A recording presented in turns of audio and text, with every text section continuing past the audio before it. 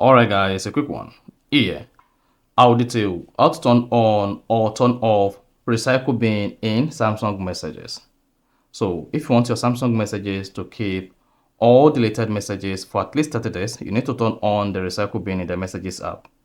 And if you want the message to be deleted instantly once you deleted the messages, then you should just go ahead and turn off recycle bin. So if at the end of this you found this offer informative, please don't forget to like and then subscribe. Now the first thing you want to do is go ahead and open the Samsung messages app. Click on the three dots at the top right. Now you should see recycle bin. Go ahead and click on settings. Under settings, you have access to recycle bin where you say keep deleted messages for 30 days. Now to enable recycle bin, make sure you turn this on. And to disable recycle bin, make sure you turn off recycle bin here by clicking on this toggle button. So click on this to turn it off, then spot that says turn off recycle bin. All the messages in the recycle bin will be deleted once.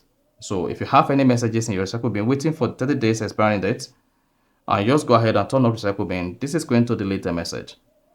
And once turn on recycle bin, this is going to start keeping new messages that are deleted on your Samsung messages app, and then you're good.